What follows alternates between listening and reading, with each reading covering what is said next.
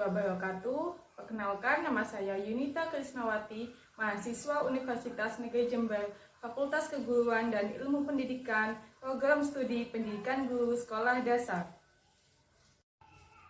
Assalamualaikum warahmatullahi wabarakatuh. Sebelum memulai pembelajaran, alangkah lebih baik kita berdoa terlebih dahulu. Berdoa menurut agama dan keyakinan kita masing-masing. Dimulai.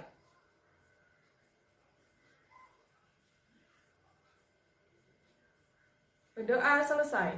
Selamat pagi anak-anak. Apa kabar kalian semua? Baik kan? Alhamdulillah kalau kalian baik semua. Anak-anak, seperti biasa, sebelum kita memasuki materi pembelajaran, alangkah lebih baiknya kita melakukan tepuk dan salam PPK, dilanjutkan dengan menyanyikan Mas PPK, dan selanjutnya menyanyikan lagu wajib. Tepuk PPK. Religius, nasionalis, mandiri, gotong royong, integritas. Salam PPK, salam cerdas, berkarakter, menyenangkan, luar biasa, hebat, hebat, hebat. Sekarang kita lanjutkan menyanyikan lagu Mas PPK. Dalam hitungan 3 kita mulai ya. 1, 2, 3.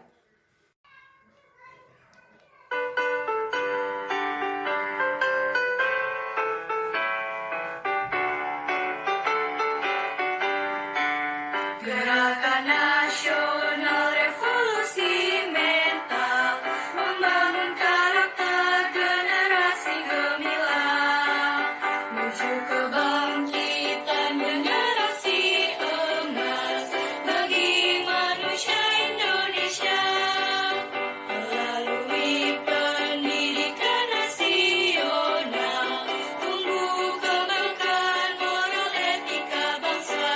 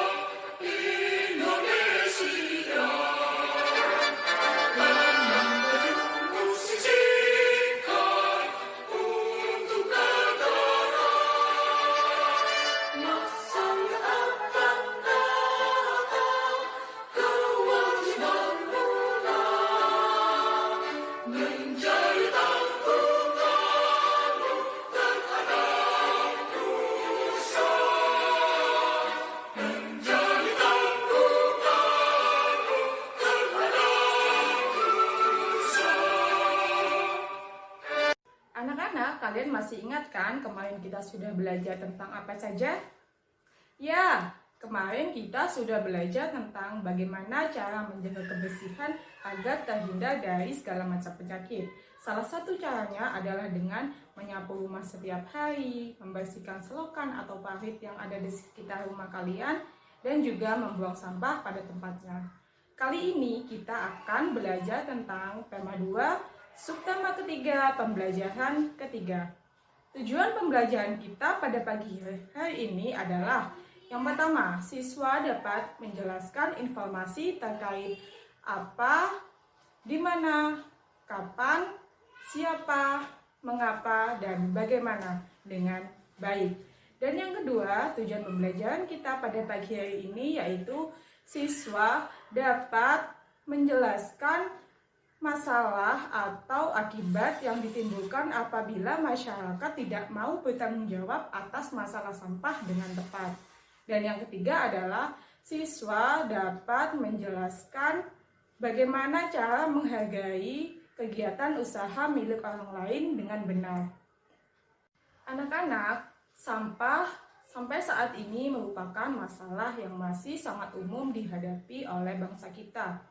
Sampah masih ada di mana-mana, baik di daerah perkotaan, di daerah pedesaan, ataupun di daerah-daerah lainnya. Nah, pada halaman 103 terdapat teks bacaan yang berjudul Kelurahan Babakan Pasar Luncurkan Gerakan Pungut Sampah. Ibu akan membacakan teks bacaan tersebut. Silahkan disimak. Kelurahan Babakan Pasar luncurkan gerakan pungut sampah. Agar masyarakatnya sadar dengan kebersihan lingkungan, terutama masalah sampah, Kelurahan Babakan Pasar mengajak warganya dalam gerakan pungut sampah atau GPS. Lurah Babakan Pasar Rokib Al-Hudri menyatakan, GPS ini merupakan program pemerintah kota atau Pemkot Bogor pada tahun 2016. Program ini bertujuan agar kota Bogor terbebas dari sampah, karena masalah sampah merupakan tanggung jawab seluruh masyarakat. Sampah ini bukan hanya tanggung jawab pihak kelurahan atau orang per orang, tapi tanggung jawab bersama kita semua, jelasnya.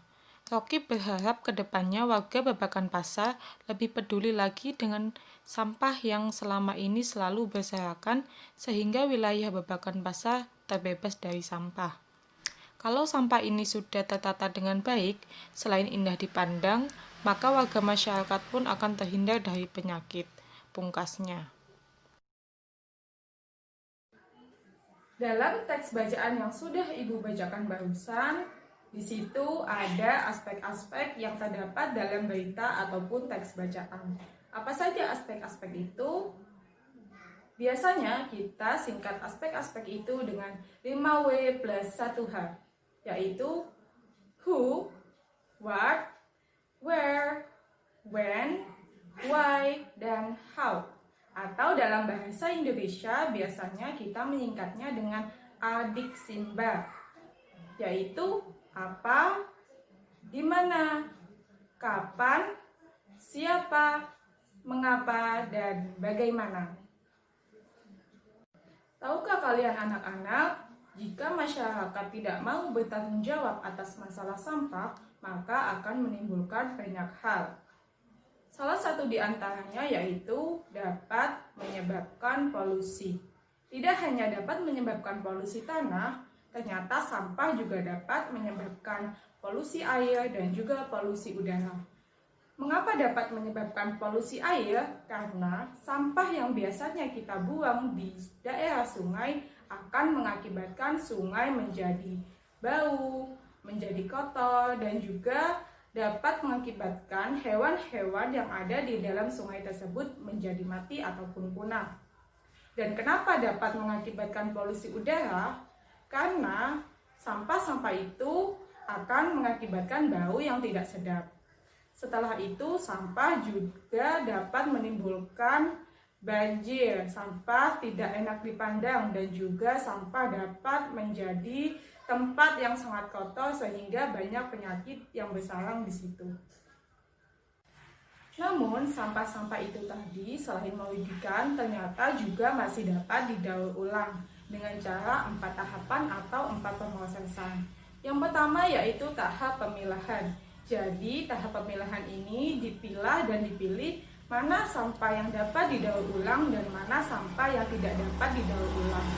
Mana sampah yang organik dan mana sampah yang anorganik. Setelah dipilah, sampah tersebut kemudian dikumpulkan kepada orang-orang yang biasanya dapat membuat sampah tersebut menjadi barang yang lebih bernilai jual dan bernilai guna. Setelah dikumpulkan, sampah tersebut diproses sedemikian rupa sehingga menghasilkan dan menjadi barang yang dapat digunakan. Setelah itu baru bisa didistribusikan kepada para konsumen. Lalu apa saja contoh sampah-sampah yang dapat didaur ulang? Contohnya adalah bola kasti yang sudah tidak terpakai, masih kita dapat gunakan sebagai tempat untuk menggantung kunci ataupun tempat menyimpan tisu dan juga lap makan. Selanjutnya juga ada botol minuman bekas bersoda.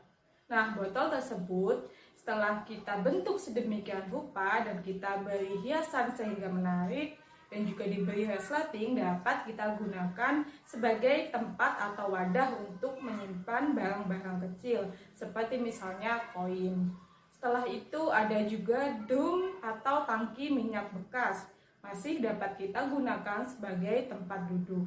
Setelah daun bekas itu kita bentuk sedemikian rupa dan kita beri warna semenarik mungkin dan juga kita sudah beri dudukan kaki kursi, kita dapat menggunakan dum atau tangki tersebut sebagai kursi sehingga tidak menggelinding saat diduduki. Lalu, siapakah orang yang biasanya atau kegiatan sehari-harinya mengumpulkan sampah? Ya, betul. Orang yang kegiatan sehari-harinya mengumpulkan sampah biasanya kita sebut sebagai pemulung. Nah, kegiatan pemulung ini atau pekerjaan pemulung ini bukan merupakan pekerjaan yang jelek, pekerjaan yang buruk, ataupun pekerjaan yang tidak baik. Justru sebaliknya, pemulung adalah pekerjaan yang mulia. Karena apa? Karena pemulung membantu kita membersihkan lingkungan dari sampah. Anak-anak, dalam kegiatan usaha ekonomi itu terdapat 3 pelaku. Yang pertama yaitu ada produsen, yang kedua ada distributor, dan yang ketiga ada yang namanya konsumen. Nah, 3 pelaku tersebut itu harus saling menghargai antara satu sama lain. Bagaimana cara menghargainya? Yang pertama yaitu dengan cara tidak iri atas keberhasilan milik orang lain. Apabila kita memiliki saudara atau tetangga atau kenalan yang memiliki usaha yang lebih unggul dari usaha milik kita, maka kita tidak boleh iri atas keberhasilan usaha orang tersebut. Justru kita harus menjadikan usaha tersebut sebagai motivasi dan juga inspirasi. Yang kedua yaitu kita harus bersaing secara sehat. Jadi kita tidak boleh menjatuhkan usaha milik orang lain. Yang ketiga yaitu dengan cara menjunjung tinggi apa yang namanya etika dan juga perilaku dalam melakukan transaksi. Yang keempat yaitu tidak segan untuk melakukan kerjasama atau bermitra dengan orang yang memiliki usaha lain.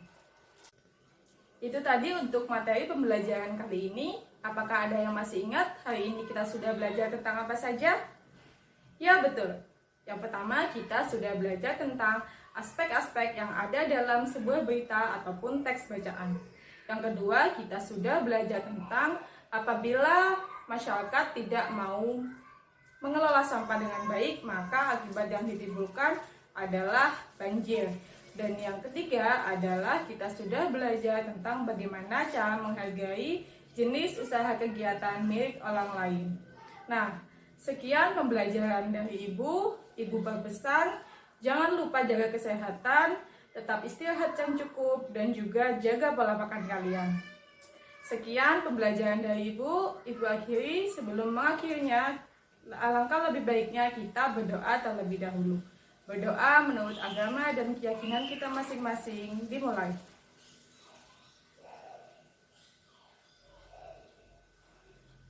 Selesai. Sekian, Ibu mohon maaf apabila ada kesalahan. Wassalamualaikum warahmatullahi wabarakatuh.